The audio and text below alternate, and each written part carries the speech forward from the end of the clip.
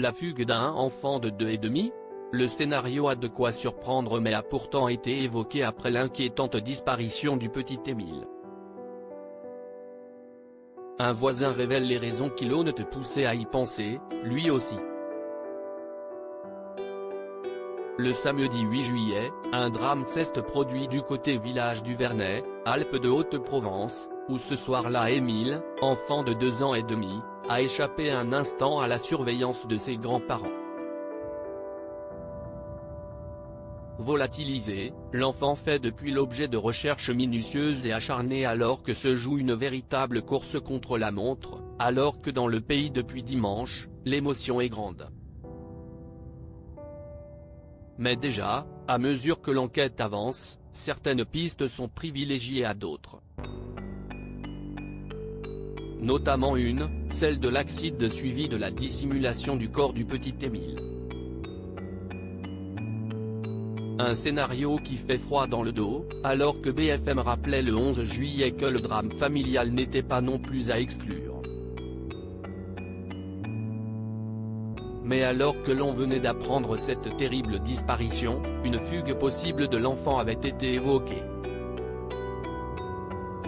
Aujourd'hui, un voisin confie à la Provence pourquoi cette piste, si surprenante pour un enfant en si bas âge, a été envisagée.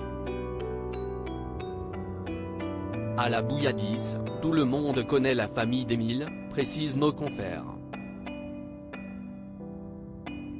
Une grande famille du côté de la mère, issue d'une fratrie de 10 enfants, connue, mais très loin du comité des fêtes, décrite comme très tradie, comparée à un clan strict et religieux. Émile aussi était connu et les habitants du village ont rapidement compris que c'était lui ce petit garçon, le petit blond, leur voisin, qui se retrouvait au cœur de ce fait divers.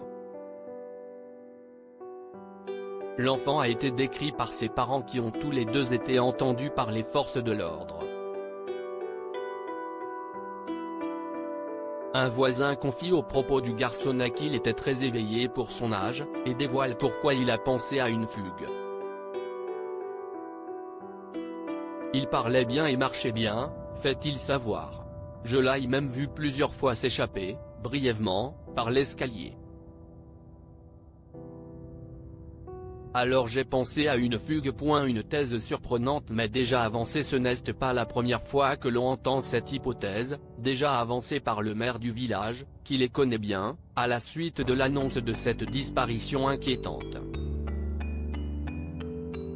Sur BFM TV, François Balic, qui connaît bien les grands-parents qui vivent depuis une vingtaine d'années dans la commune, avait ainsi précisé que s'il y est une famille de marcheurs et a expliqué que l'idée d'une petite fugue avait fait surface.